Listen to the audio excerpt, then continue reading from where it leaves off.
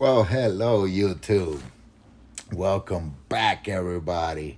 Glad to have you here, guys. This is another episode of Upstate Prepper, and today we are going to be talking about a little bit of the Breyona Taylor case that seems to be getting a lot of attention uh, by a lot of outlets and a lot of citizens, and protests are breaking out everywhere, and some people are saying this riots and this looting is all because of the protests, and others are saying no, it's just other agitators saying and doing this thing so to make us look bad. And nobody knows.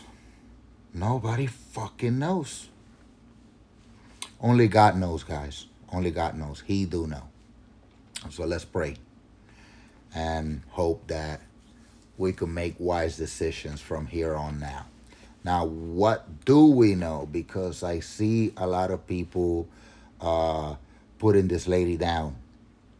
A lot of people are calling this lady a criminal. Uh, I don't see nothing related to her in present form showing signs of criminal activity. However, uh, we do know that Breyona Taylor was employed by the city of Louisville, and she was a EMS or a EMT or something like that, some type of first responder, right, guys? Now, these are facts, right? Now, another fact is that they are showing documents of an investigation, actually a homicide investigation, where Breyona Taylor was a subject of that investigation. Well, basically, they found a corpse of somebody who had been murdered, killed, or shot, or I don't know. Apparently, somebody died and was left in the trunk of a car that had been rented by Breyona Taylor. Those are facts. And she may have been the subject, well, she was the subject of a investigation, homicide investigation back in 2016. Uh, yes, you could show all the proof. Does that prove she's a criminal? Really? To me, that doesn't prove nothing. You have to do a real investigation. Well, a real investigation was performed, um, a so-called real investigation. I don't know, whatever you want to call it, right? Now, the investigation was performed in 2016. Was there any charges brought up on Breyona Taylor?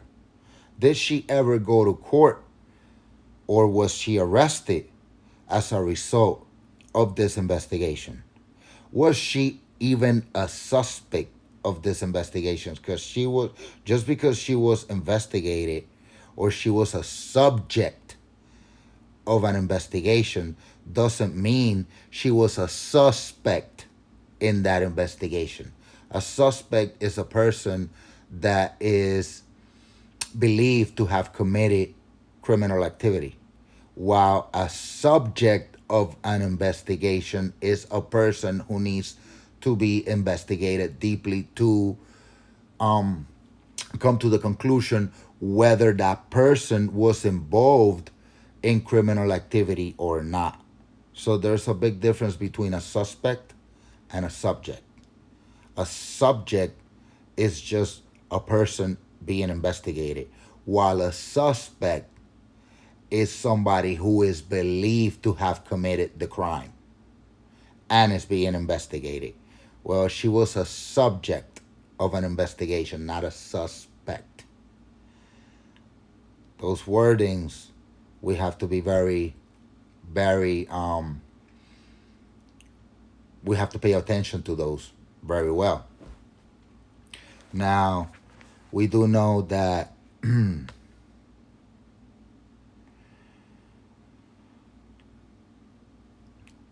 her boyfriend, her current boyfriend, I forgot his name, was uh, was believed to be the guy in the warrant who was apparently a drug dealer. Well, no, the drug dealer was allegedly her ex boyfriend, who she ended up being the subject of an investigation back in 2016. So this was a long time ago. This was years ago. And now you're performing a warrant when she is no longer with the alleged drug dealer, when she has obviously shown no criminal activity.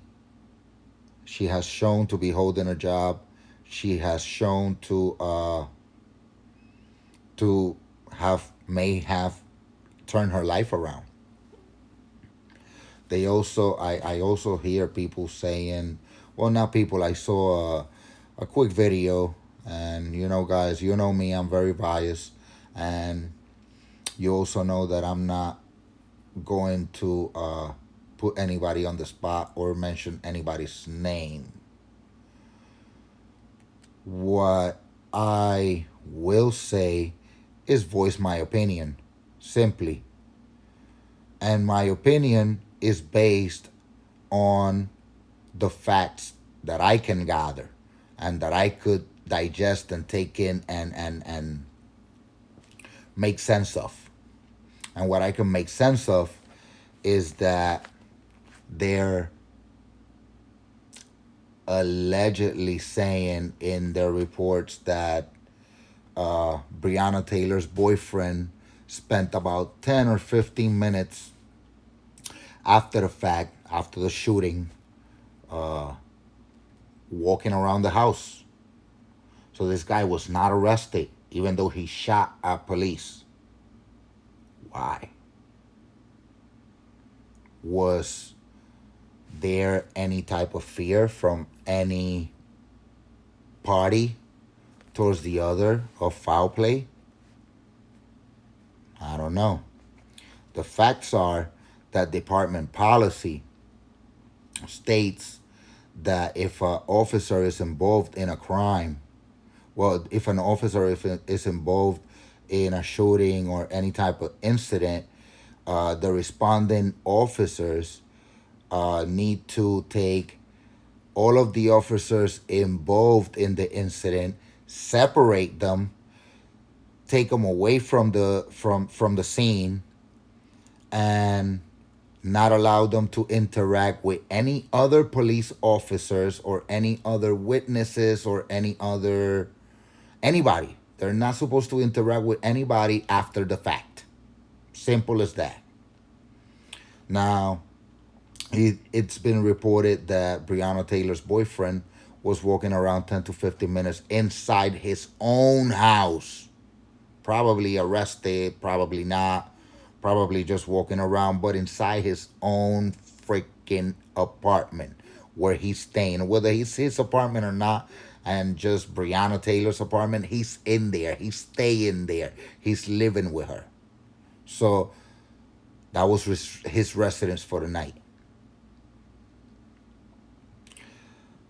But there's also body cam footage that shows that none of the police officers were separated from each other.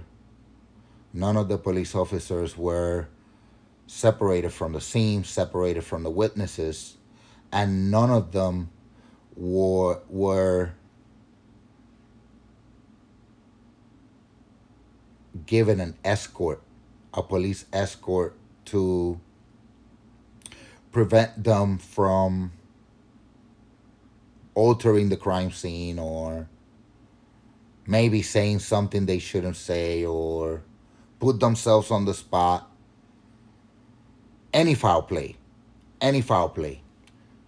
But there is body cam footage from police officers showing that this officers involved in this incident, none of them were given an escort. None of them were separated from the scene. None of them were separated from each other.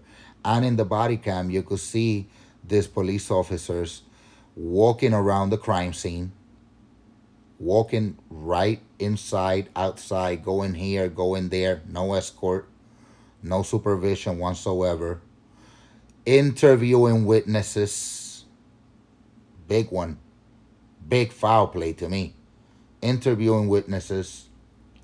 Now you have witnesses who have changed their story multiple times on record.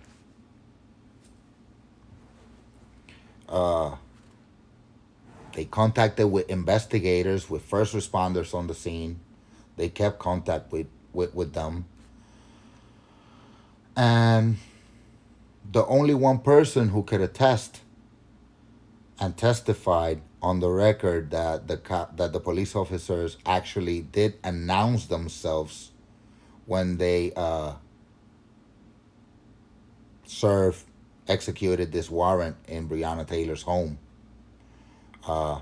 basically have changed their story several times, multiple times.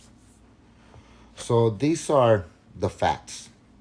I don't like misinformation. I really don't.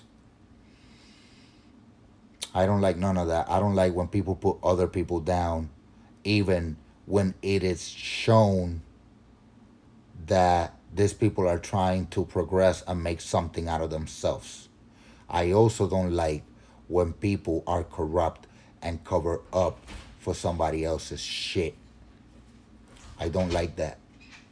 So these are the facts, and this is what I can bring to you so you can make your own decision. Now, that being said, hopefully I could start streaming Friday, Saturday. So to all of you, have a good rest of the week. Please stay safe, stay out of trouble. Don't go to no riots, don't go to no protests. Keep yourself as a gray man, you know? Don't identify. Stay biased like me. Upstate Prepper, out.